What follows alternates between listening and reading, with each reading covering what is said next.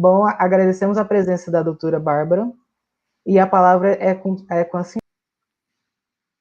Boa noite, pessoal.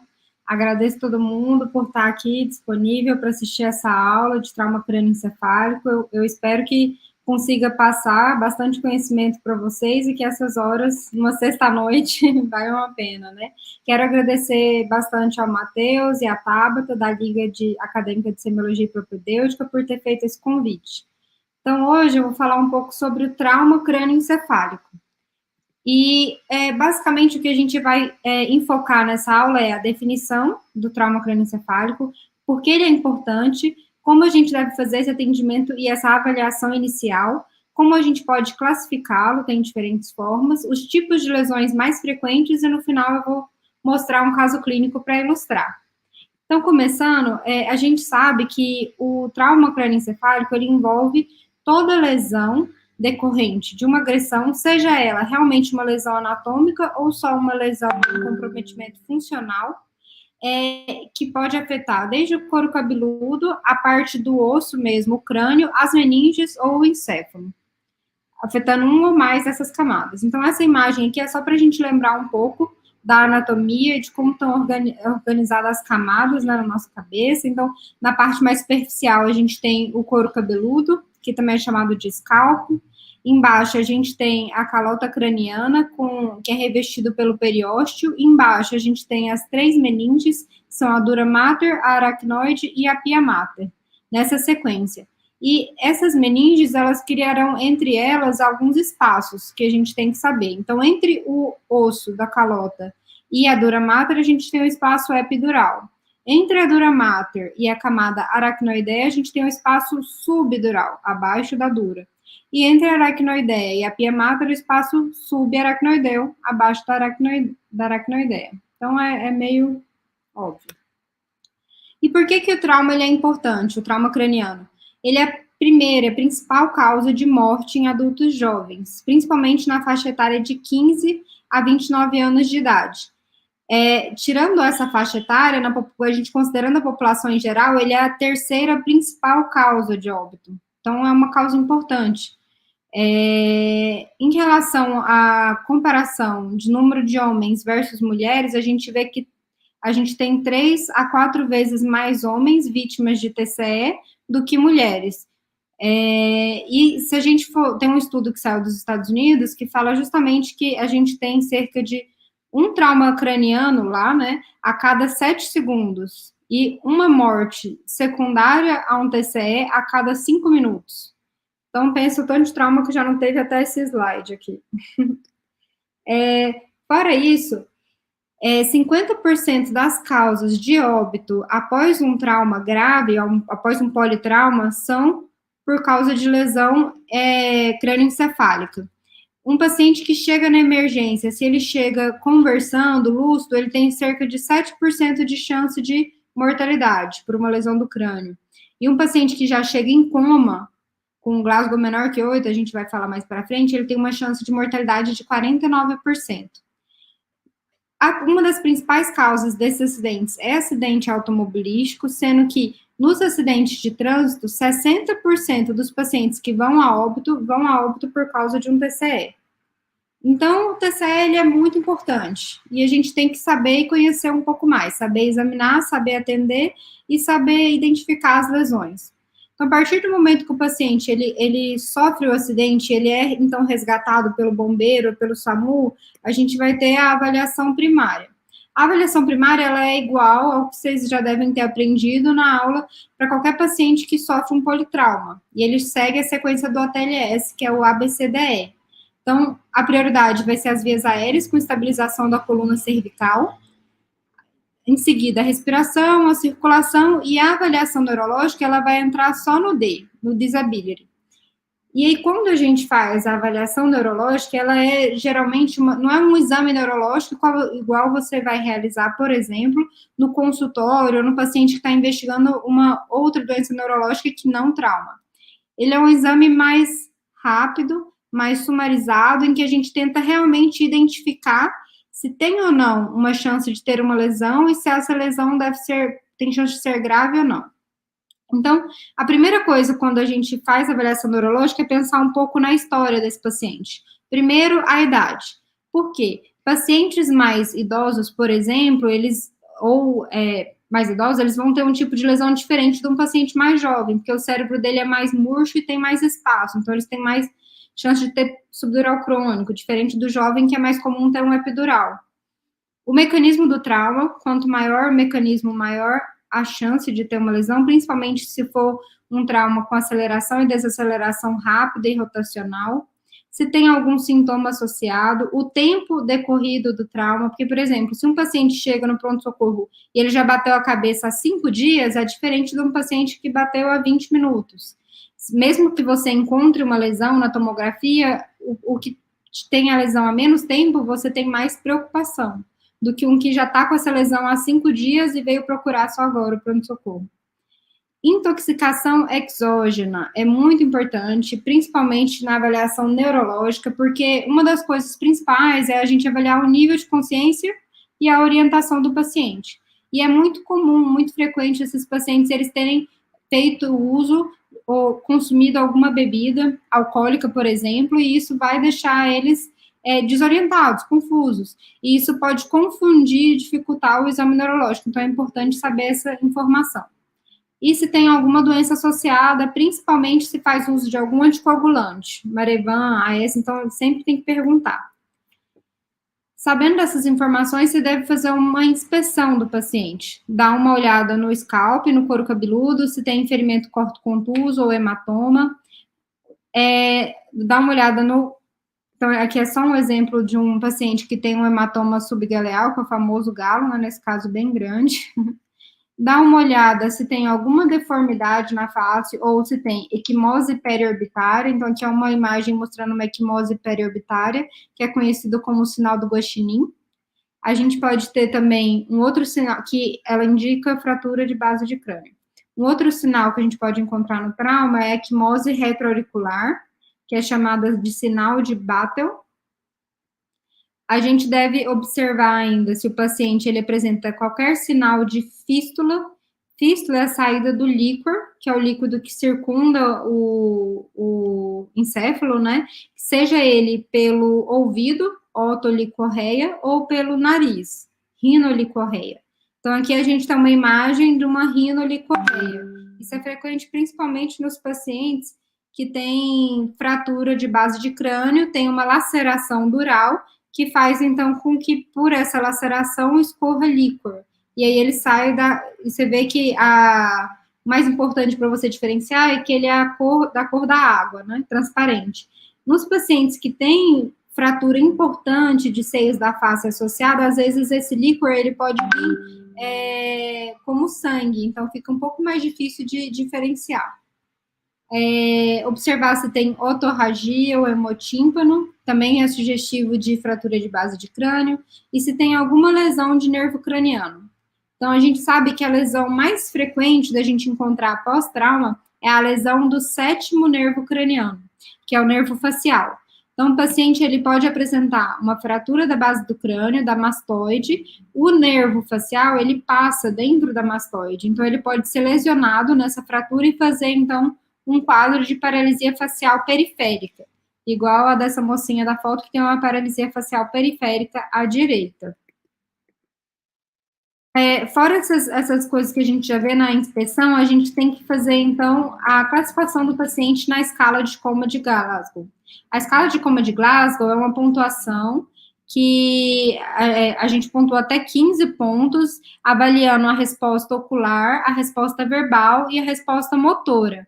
Sempre a gente vai pontuar a resposta melhor do paciente. Se ele tiver resposta pior de um braço e melhor do outro, a gente vai considerar a melhor resposta.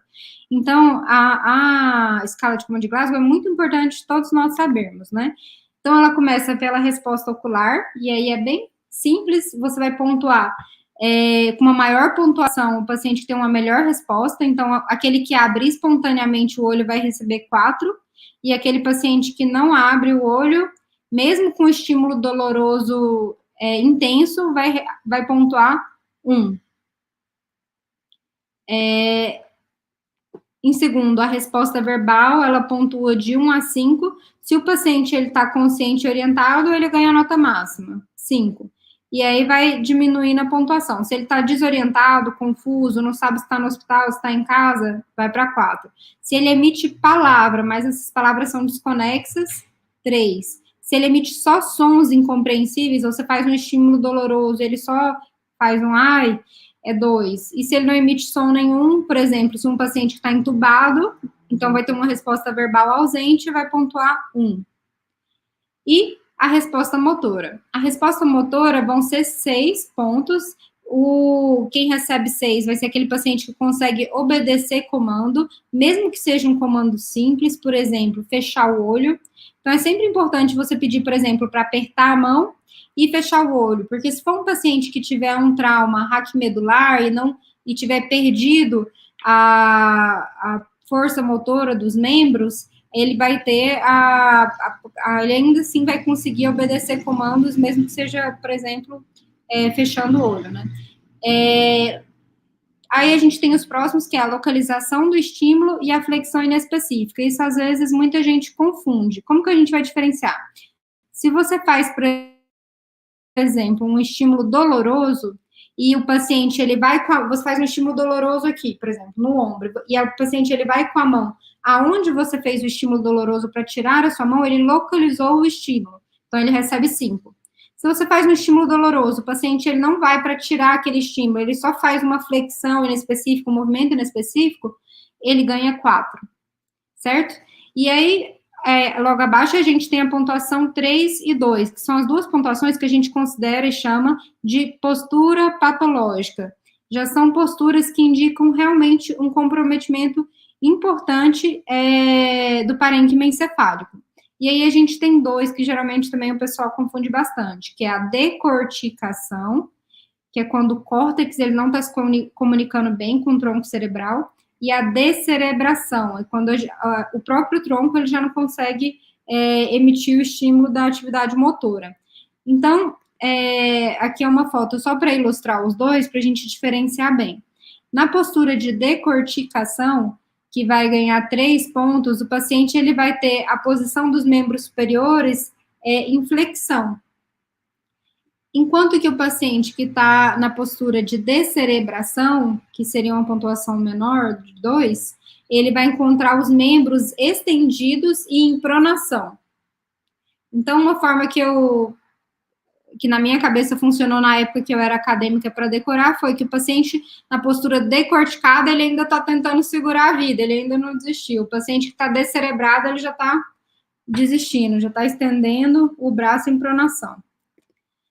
E, seguindo a escala de Coma de Glasgow, a gente deve também avaliar e fazer um exame da pupila. Quando a gente avalia a pupila do paciente, a gente tem que avaliar o formato. Então, o paciente, ele pode ter um formato alterado, diferente, não um redondo que a gente está habitual, porque, por exemplo, ele já fez uma cirurgia oftalmológica prévia.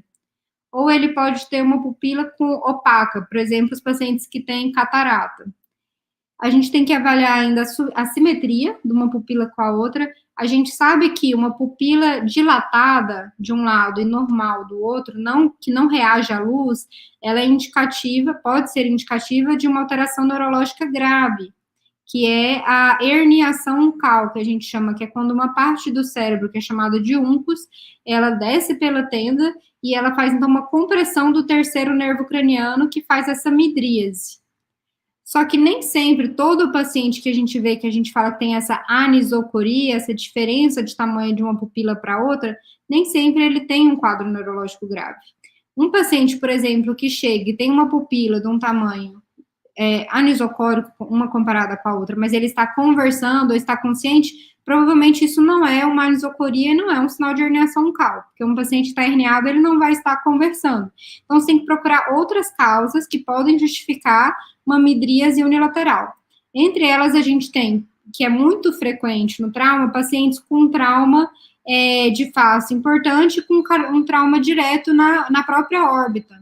Então, faz uma lesão direta daquele globo ocular que faz uma midríase que não por herniação uncal. Uma outra causa também frequente é por diabetes, né? A diabetes, ela pode fazer uma lesão do terceiro nervo, mas uma lesão intrínseca que pode causar uma midríase.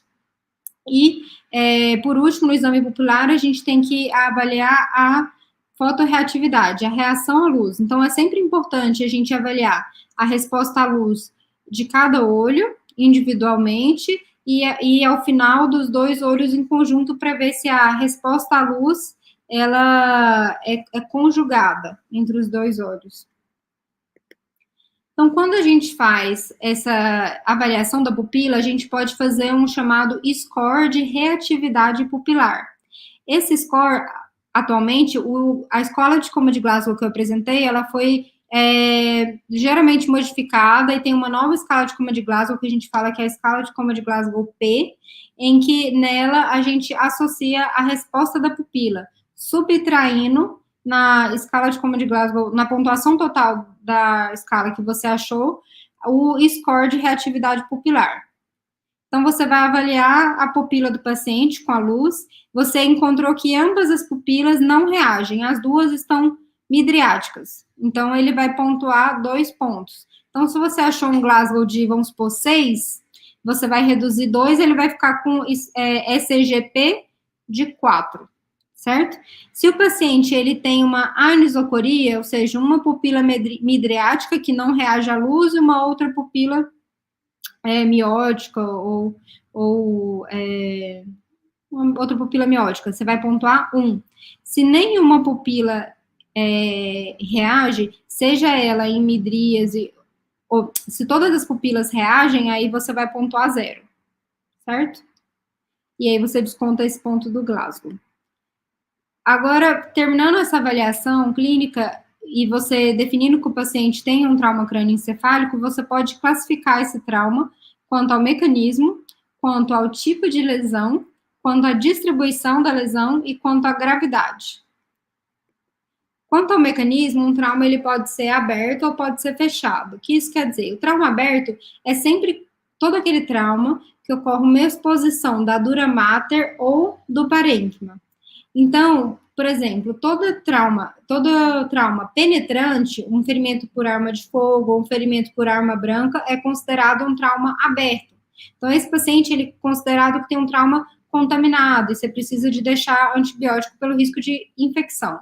Uma outra situação que pode causar um trauma aberto é aquele paciente que tem, por exemplo, uma fratura de face, com uma fratura, por exemplo, do seio frontal para dentro do crânio.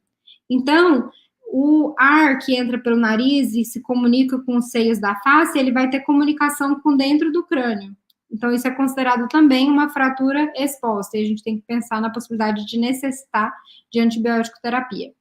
Trauma fechado não tem exposição dural. Então, aqui são 2 fotos, um exemplo de ferimento por arma branca e uma foto de um paciente com trauma fechado cheio de contusões.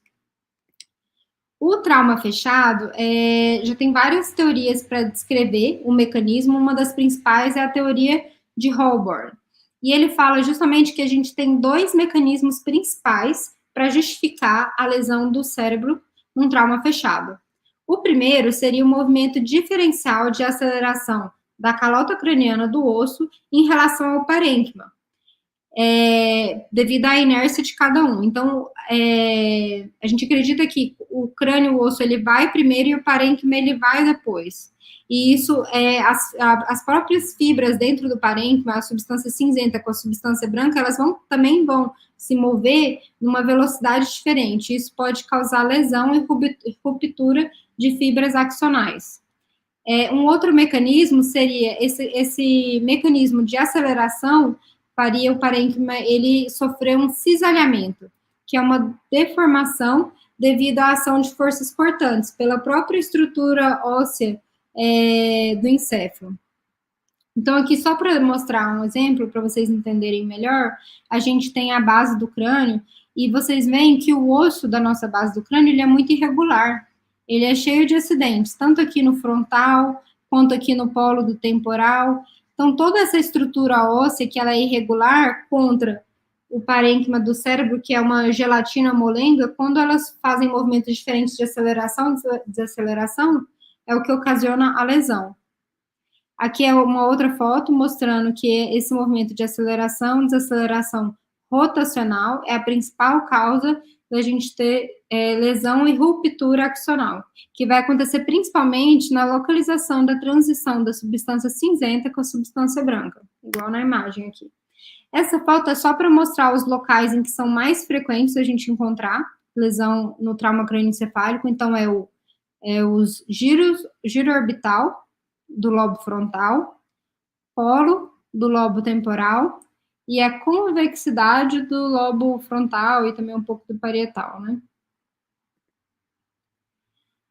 Essa imagem é importante para ver uma outra entidade que está associada com esse mesmo mecanismo de lesão, que é a lesão de golpe e contragolpe, que é mais comum, por exemplo, nos acidentes de trânsito. Então, quando o paciente ele tem o acidente, ele faz esse movimento da cabeça anterior, a calota craniana ela vai para frente, mas o parênquima ele é jogado para trás. Então, a gente tem a primeira lesão cerebral, que é a lesão de contragolpe. Quando a cabeça volta, esse cérebro ele volta para frente, e onde que ele bateu a cabeça inicialmente vai causar, então, a lesão cerebral, que a gente chama de golpe. Essa imagem aqui, se vocês conseguirem ver, é uma tomografia de crânio, certo? Num corte axial, então, o crânio está cortado axialmente. Aqui a gente consegue ver o ventrículo cerebral, ventrículo lateral, aqui está o terceiro ventrículo, aqui está o lobo frontal, aqui está o lobo occipital, aqui está a fissura silviana. Então, a gente vê que tem uma lesão aqui pequena, frontal, que é onde o paciente ele teve o golpe, e aqui uma lesão maior, occipital, uma contusão maior, onde foi a lesão do contragolpe. Tá, então, fora aberto e fechado, a gente pode classificar a lesão em focal e lesão difusa. Lesão focal, geralmente, são aquelas lesões que são macroscópicas e limitadas a uma região só do cérebro. Por exemplo, contusão cerebral, igual nessas duas imagens, a gente tem duas contusões cerebrais, hematoma intracraniano, hemorragia e infarto do tronco encefálico. São todos exemplos de lesões focais. Lesões difusas são aquelas lesões geralmente microscópicas que estão associadas a uma disfunção difusa do cérebro. Geralmente, o exemplo mais comum é a lesão axonal difusa, a gente tem também a tumefação cerebral difusa e a hemorragia subaracnoidea. E a gente pode classificar ainda quanto ao momento da lesão, né? Que ela pode ser uma lesão primária ou uma lesão secundária. Lesão primária é toda aquela lesão que ocorre no momento do trauma. Teve a batida, teve o acidente, acontece a lesão. Ela pode até aumentar depois e progredir, mas no momento que teve o trauma, já tem a lesão. Geralmente são as contusões, as lacerações, a lesão axonal difusa, os hematomas.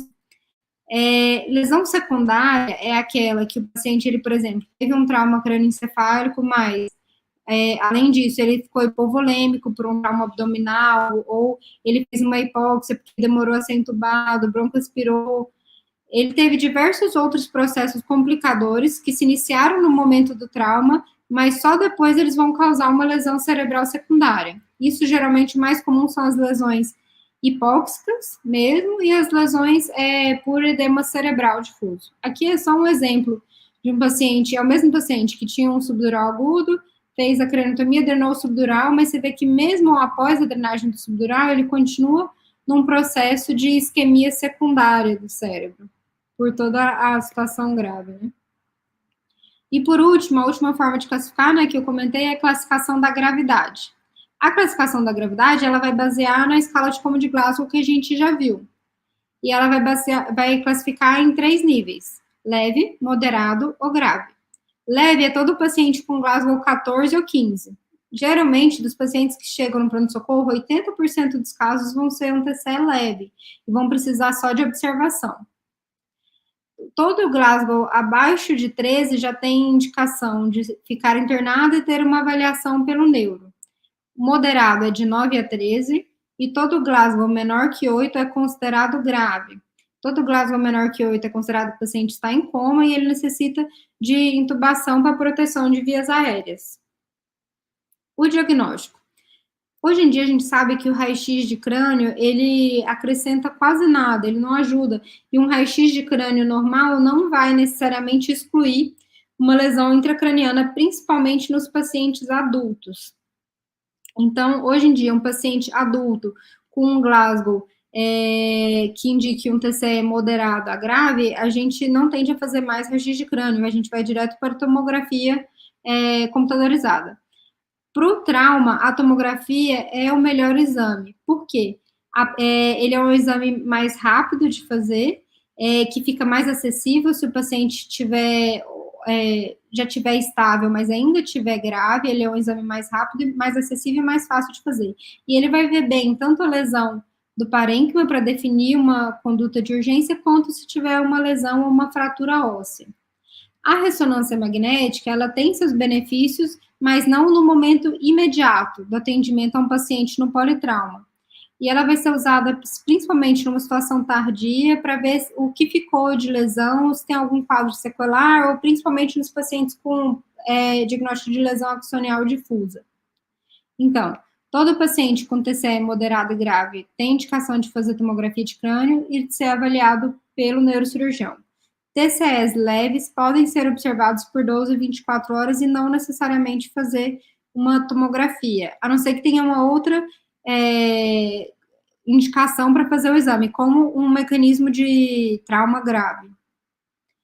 Quais são as principais lesões cerebrais? São a contusão, a lesão axonal difusa, a fratura e os hematomas. Os hematomas a gente vai ter naqueles 3 passos que a gente viu lá no terceiro slide da aula.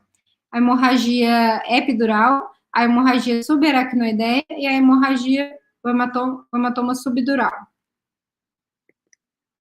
Então, primeiro, a concussão cerebral é toda vez que que um paciente tem um trauma de crânio, ele perde a consciência de forma imediata e transitória, mas ele se recupera e melhora em até 24 horas e fica sem sequelas. E se você fizer um exame, não encontra alterações estruturais ou histológicas. Esse paciente, ele pode apresentar uma amnésia e se esquecer de detalhes de antes ou do acidente, ou mesmo após o atendimento, e essa memória, ela pode melhorar depois.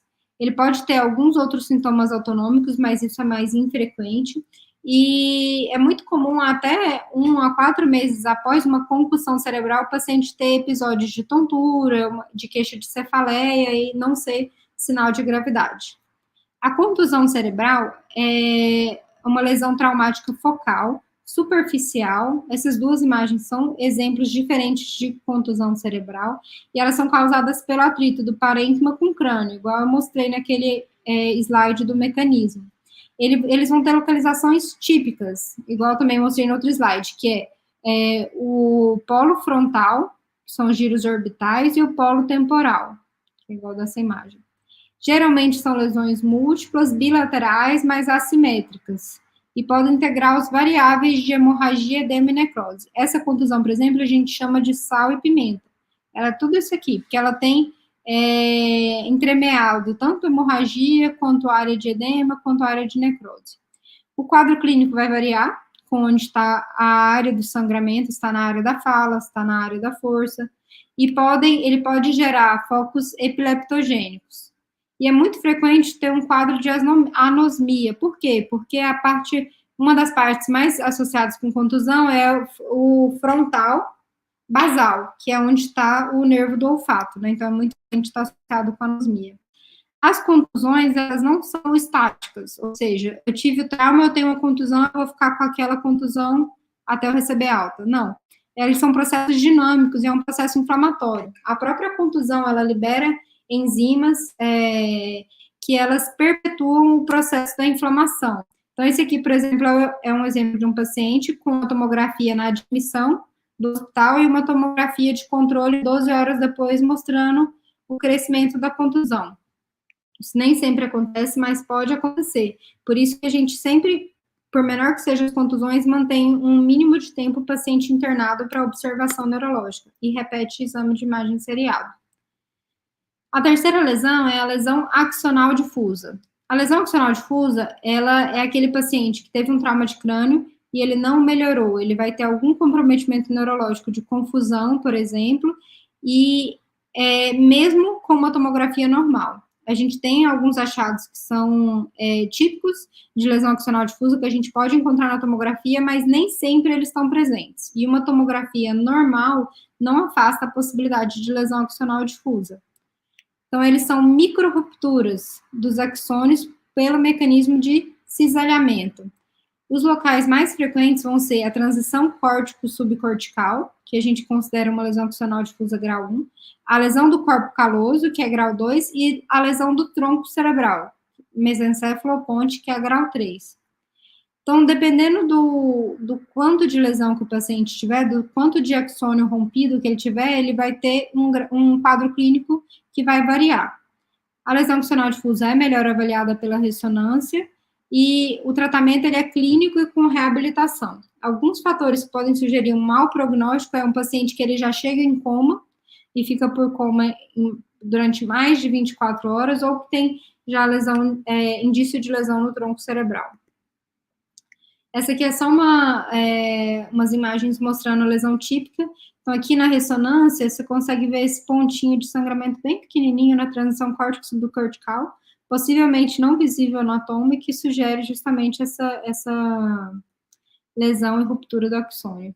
E aqui, nessas imagens, é muito interessante que a gente vê as 3 lesões mais típicas. Aqui, uma pequenininha na transição córtico-subcortical, aqui uma lesão no corpo caloso, e aqui uma lesão na ponte, né? Então, são as lesões típicas da lesão axonal difusa.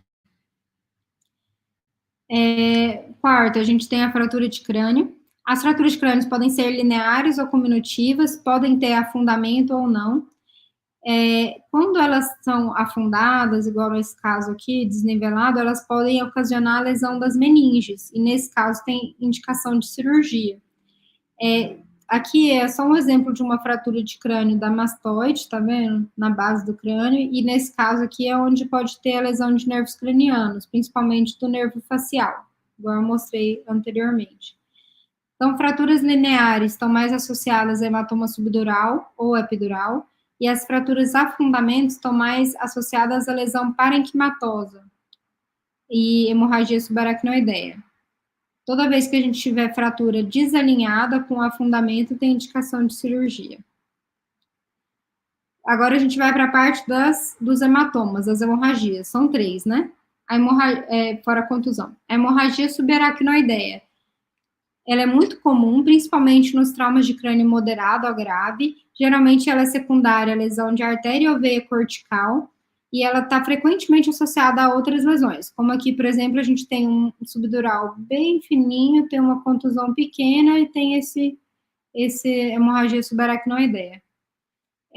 Na imagem, na tomografia, ela vai ser hiperatenuante, igual o sangue, ele é sempre hiperatenuante no tomo.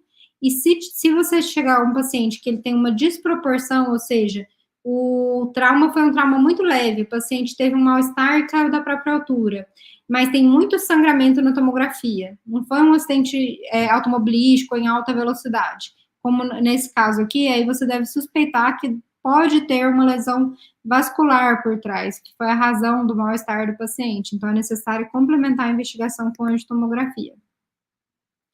E aí a gente vai para os 2 hematomas que mais caem em prova, né, para os alunos que estão em anos mais adiantados, que vão fazer prova para residência, que é o hematoma epidural e o hematoma subdural.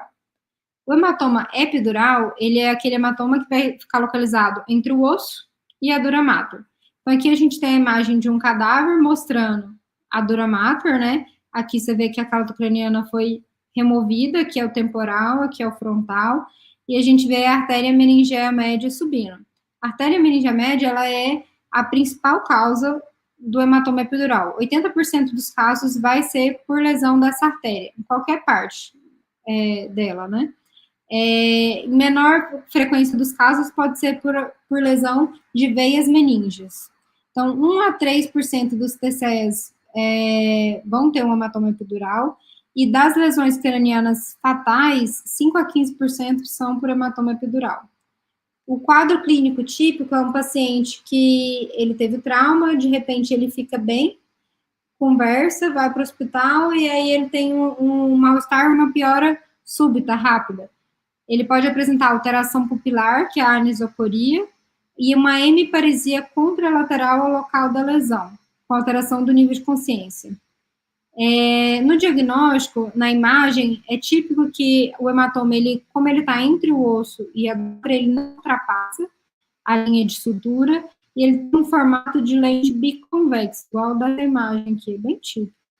O tratamento é cirurgia, a não ser que seja uma lesão muito pequena e provavelmente de origem venosa, que hoje em dia tem outros tratamentos, mas é cirurgia. Aqui é só mostrando, de novo, uma imagem. Então, como a gente sabe que a principal razão do hematoma epidural é uma lesão da artéria meningea média, geralmente, o mais comum é ele ser frontotemporal, nessa localização aqui. Ele vai comprimindo o parênquima cerebral normal, e esse parênquima, ele pode sofrer herniação. Então, nessa imagem, a gente consegue ver, por exemplo, a herniação de foice, que é quando o parênquima do cérebro ele vai passando para o outro lado, herniação do uncus, aqui a gente mostrando a simulação do uncus herniado, que é o que eu expliquei, que causa compressão do terceiro nervo craniano e pode causar anisocoria. Então, aqui, um exemplo de um paciente com uma anisocoria. Então, nesse caso, por exemplo, o mais comum seria essa pupila que está dilatada, o terceiro nervo está comprimido. Então, o uncus desse lado está herniado, o hematoma à direita, né?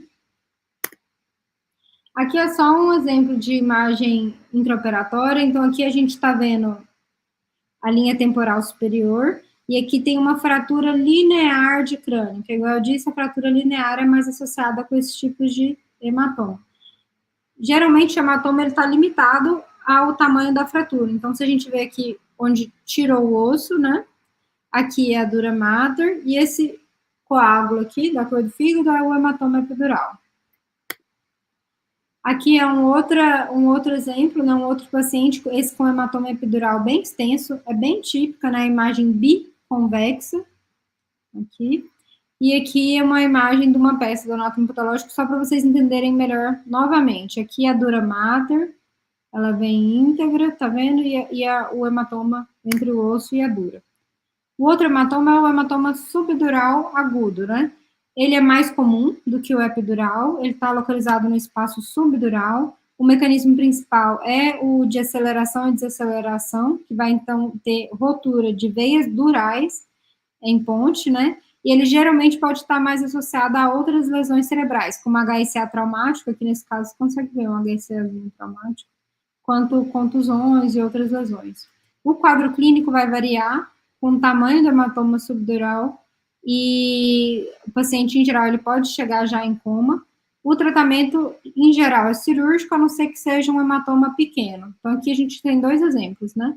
Aqui um hematoma subdural agudo à esquerda, você vê que aqui é a linha média, e o ventrículo cerebral, que era para estar aqui, ele está totalmente desviado para o lado direito. E a gente quase não vê o ventrículo aqui do lado esquerdo, ele está todo comprimido. Aqui o corno occipital a gente não vê, né? Aqui do mesmo lado, o ventrículo está totalmente comprimido, a gente não vê o ventrículo do lado esquerdo e o hematoma subdural. Então, aqui é só uma imagem também do cadáver para mostrar a veia em ponte, né, que são as veias que geralmente rompem nesse subdural agudo, e uma imagem de cirurgia. Então, aqui mostrando uma craniotomia extensa, a dura mater exposta, e se fosse um epidural, ele estaria aqui em cima, né? E aí, abrindo a dura mater, a gente vê o sangue embaixo da dura. Aqui, provavelmente, onde era a origem do sangramento, né? Por último, só para comentar, a gente tem um hematoma subdural crônico. Ele tem uma apresentação mais tardia, o paciente ele tem um trauma crânioencefálico que vai apresentar sintomas 1, 2, até 3 meses depois. É mais comum em criança e em idosos, principalmente em idosos, porque o cérebro ele é mais atrofiado, tem mais espaço. Então, esse sangue que ficou no espaço subdural, após a ruptura da veia, ele vai fazendo um processo inflamatório, ele se perpetua e vai aumentando lentamente de tamanho. Outros fatores de risco para ter esse tipo de hematoma é o alcoolismo, por causa da atrofia cerebral, a epilepsia, uso de anticoagulante e paciente renal crônico que também tem atrofia cerebral. O quadro, ele é lento, é insidioso, o paciente vai ter um quadro de confusão, vai ter esquecimento, pode ter apatia e até alteração da personalidade. Diagnóstico é por tomografia ou ressonância, e o tratamento, em geral, lesão maior cirúrgico, se for uma lesão menor, conservador, né? Então, agora que a gente apresentou todas as lesões, eu vou mostrar um caso clínico. Uma paciente do sexo feminino, 64 anos, no dia 18/9, ela foi atropelada por uma motocicleta e foi jogada contra um caminhão. A paciente, ela estava conversando na cena, mas confusa, obedecendo comandos simples, evoluiu com uma piora do nível de consciência com necessidade de intubação orotraqueal. Foi trazida para o ICHC, né, por transporte aeromédico, ela não tinha nenhuma comorbidade. Então, as primeiras duas perguntas, se vocês puderem, eu não sei, se vocês puderem anotar a resposta para depois vocês conferirem e poderem raciocinar. Qual a pontuação da escala de coma de Glasgow inicial dessa paciente? Então, voltando, ela estava conversando, confusa, obedecendo comandos simples. E a segunda pergunta, qual a pontuação do Glasgow após a piora clínica? A, B, C ou D? Ela piorou com necessidade de intubação orotraqueal. Certo? E aí, continua. Ela foi atendida, então, intra-hospitalar, foi realizado a TLS, foi entubada, em ventilação mecânica, da parte da respiração sem alteração, estava estável hemodinamicamente. No exame neurológico, a paciente estava arresponsiva, mas com pupilas isocóricas e fotorreagentes. Tinha abrasões de crânio com extenso hematoma subgaleal na região temporal esquerda e uma ferida cutânea de 4 centímetros na região parietal esquerda, do mesmo lado. Essa é a imagem da tomografia de crânio, da admissão dela. Então, se vocês notarem aqui, a gente tem aqui um sangramento, certo? E aqui um outro hematoma. Tá vendo? São 2 hematomas. E aqui um hematoma bem grande. E aqui, se vocês notarem também, tem o parênquima cerebral do temporal, ó, ele está empurrando o tronco aqui para baixo. Tá vendo aqui? Que é um sinal de herniação. E o ventrículo aqui desse lado está desviado da linha média. E aqui o hematoma o galo, né? O hematoma subgaleal que ela tem, por fora do osso. Certo? Aqui a janela óssea, mostrando que ela tem uma fratura óssea que corre por toda a extensão desse sangramento, desse hematoma. Então, vamos lá. Terceira pergunta. Qual a pontuação da escala de coma de Glasgow dessa paciente no intra-hospitalar? Então, ela estava arresponsiva com pupila isocórica e fotorreagente. Qual deveria ser o Glasgow dela? E no diagnóstico neurológico, qual hematoma que ela apresentou? Um subdural agudo, uma contusão, um subdural crônico ou um epidural? Essa paciente foi submetida à correção cirúrgica. Aqui é uma imagem da cirurgia. Então, você vê aqui que tem uma fratura óssea e uma fratura linear que corre por toda a extensão. Tá vendo? Tirada a craniotomia de toda essa área, a gente encontra, então, o hematoma. Aqui a tomografia pós-operatória, após a remoção do hematoma, vendo uma melhora do desvio da linha média. E esse aqui, branquinho, é um catéter de monitorização intraventricular da pressão intracraniana. Mas a monitorização da pressão intracraniana é tema para outra aula. Aqui a janela óssea. A paciente, o catéter de PIC foi removido, porque ela estava com uma PIC bem controlada, foi retirada a sedação no segundo dia de pós-operatório, e ela evoluiu com abertura ocular espontânea e obedecendo comandos. Estava com pupila isocórica fotorreagente, uma hemiparesia direita grau 4, e estava programado que ela seria estubada, mas ela ainda estava entubada nesse momento. Qual é o Glasgow nesse momento? Essa é a toma, né, de controle. Então, a última pergunta. Qual é o Glasgow final da paciente, antes dela ser estubada? 12, 13, 11, 10. Aqui, obrigada.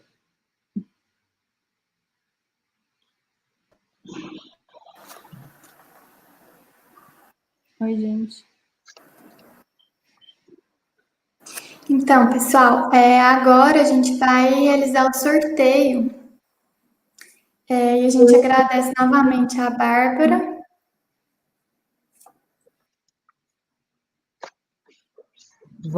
Antes do sorteio, vamos projetar as dúvidas para a doutora poder ler as dúvidas e responder. Vou projetá-las aqui